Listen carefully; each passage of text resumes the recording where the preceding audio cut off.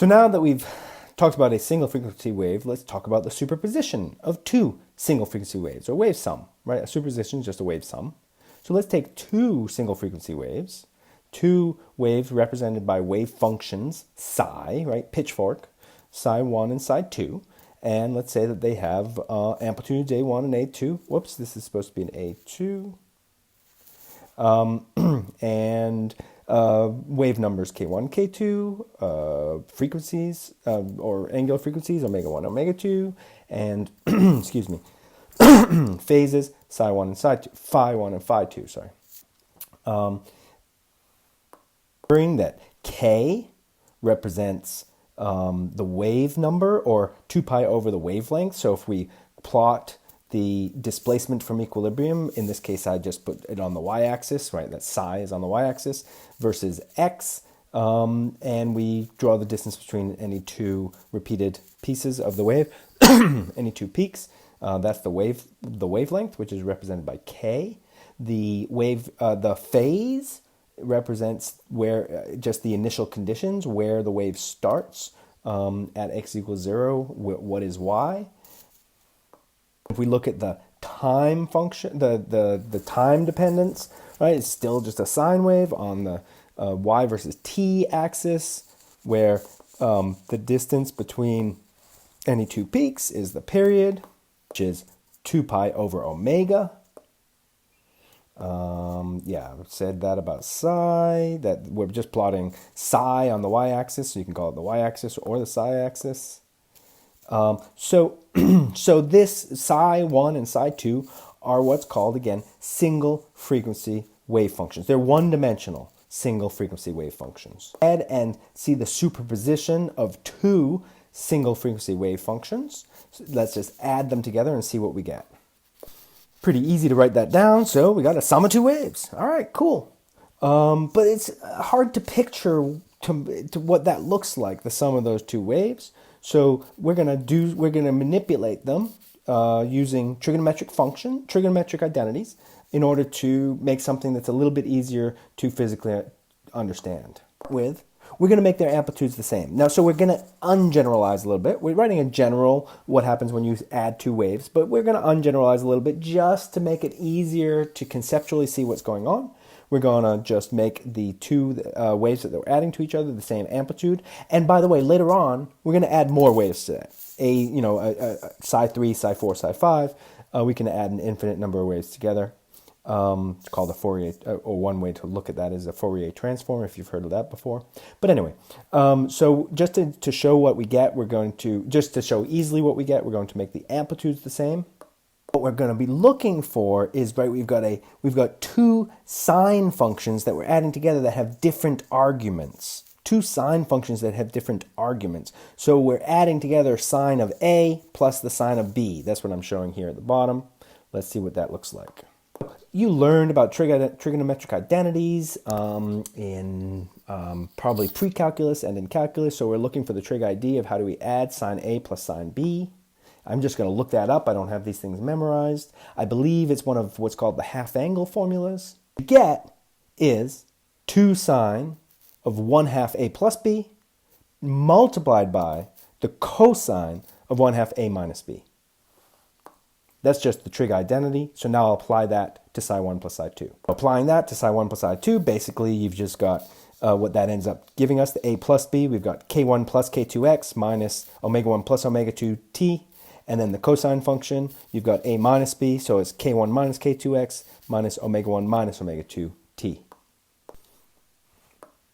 That K1 plus K2 over 2 is the average of those two Ks. Omega 1 plus omega t over 2 is the average of those two omegas. So this is just the first term, sine of K average times x minus omega average times t. And in the second term, the cosine term, we've got K1 minus K2, which we can just call delta K over 2, and delta omega over 2. So I'm just going to rewrite this as the sum of the two waves, psi 1 plus psi 2, 2a sine k average x minus omega average t, multiplied by cosine delta k over 2x minus delta omega over 2t. The way to simplify how we write it down.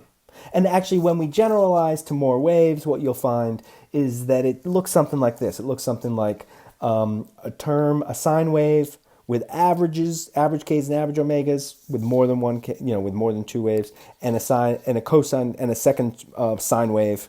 And remember, cosine wave is a sine wave, sans phase, right? I mean, the phase just makes cosine into a sine. The cosine, the difference between the spread of the k's divided by 2 and the difference or the spread of the omegas divided by 2. So when you add up more than two waves, you're still going to get functions that look sort of like this. Go ahead and plot this function. But what I want to plot is I want to plot the sine wave and the cosine wave separately and then multiply them by each other. Now notice that the sine wave, this is just a single frequency wave function. I mean, it should just look like a single frequency wave function with a k of k average. The cosine is just a single frequency wave function with a k of delta k over 2. And so we can still just plot these that they look like the same as any single frequency wave function. It was just whatever. That with omega, k and omega, or delta k over 2 and delta omega over 2. So I can plot these two, and I can plot the sine. Oh, I totally forgot. You might have, hopefully you realized I left off the phase. Where'd the phase go? Well, what I keep trying to say to you is that the phase matters for initial conditions. It tells you what the wave looks like at x equals 0 and t equals 0. But if we're interested in what happens as time goes on, then what's at x equals 0 changes, and it doesn't matter anymore. So if you're interested in what happens, how the time progression or how the distance progression of this wave looks, how it looks in space, how it looks over time, it doesn't matter what it is at t equals 0. So by taking phase is equal to 0,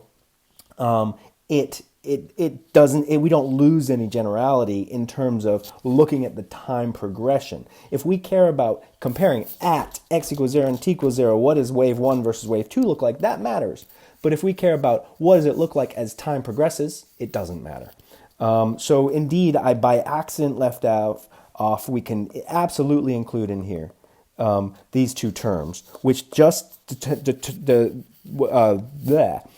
phi average, the phase average, and delta phi over 2, the difference between the phase over 2. And what they determine is where the wave function starts. So I can plot the sum. I'm going to plot each of the sine and the cosine separately. In order to do this, what's important to note here is that the sine function, cosine function have different, let's say we're looking at it as a function of space, as a function of the spatial variable x, that the sine function and the cosine function have different wavelengths by the fact that one is about the average of the k's and the other is about the difference of the k's. And so if you think about which one of those is bigger, you're going to find that the average k is always bigger than delta k over 2. So that means that the sine function, the first function, they're both sine functions. The cosine function is a sine function. I mean, the sine function, the first sine function, has a bigger wave number. The second sine function, the cosine function, has a smaller wave number. Which means because wave number goes as inverse of wavelength, that means that the wavelength of the sine function is smaller than the wavelength of the cosine function. And that's always going to be the case when we add these two waves together, because of the half-angle formula. And so that means that if we graph the sine and the cosine separately, the sine function is going to have a smaller wavelength than the cosine function, which will have a larger wavelength. And that is generally the case. And so then what we do, so that's what we get by adding two single frequency sine waves. And then what we do is we multiply those two together, and hopefully you can see when we multiply those two together, let me label these. The cosine, what we get when we multiply these two together, sorry, I had written some of this ahead of time, so I'm trying to catch up with what I had written. The cosine function modulates the sine function. If you don't know what that means, I'll explain that in a second. But when you multiply the red times the purple, the cosine function modulates the sine function. In other words, where the multiplication is going to be the biggest is when the envelope what we call the envelope, the red function, the cosine function, is the biggest. And where it's going to be the smallest is where the modulation function, the envelope function, is the smallest. So when we multiply these two together, right, because 0 times anything is 0, that's the blue highlighter, it's going to be 0 there. Or if you look at one of those green points, the large amplitude cosine function multiplied by the constant amplitude of the sine function beneath it, that's where it's going to be largest. So the cosine function is what's called the envelope term. It's the envelope for the sum of psi 1 plus psi 2. And then the sine function is called the oscillating term. It's the oscillation inside that envelope. When we multiply those two together, what we get is, that looks like this. And so this is what the wave function looks like when we add them together. And no actual envelope, right? But there is no actual envelope function that you can see, but the envelope function is the function that, right, modulates this wave. So the wave is the black one. So when we add them together, the sum is the black one. And we call the outside function that shows how the amplitude is modulated over space and also over time, but we can't see that here because I can't start time. That's the envelope function, the red. That's the cosine function. That's the longer wavelength function. And then the black is the oscillating term or the sine function of that sum function. So I should be careful. The sine function is actually the purple, and the purple times the red gives the black. But you can see that the black is oscillating at the same rate that the purple would be. So that's the oscillating function. Now, in order to make this a little bit clearer, I'm going to go ahead and just show it in the wave simulator next. And so we're going to take a break from this, go to the wave simulator, and show really what this looks like and what it actually looks like in time. Remember, this is just the sum of two single frequency waves, which gives us this wave function, which we're going to come back to this and talk a little bit more about this wave function when we're done looking at the wave simulator.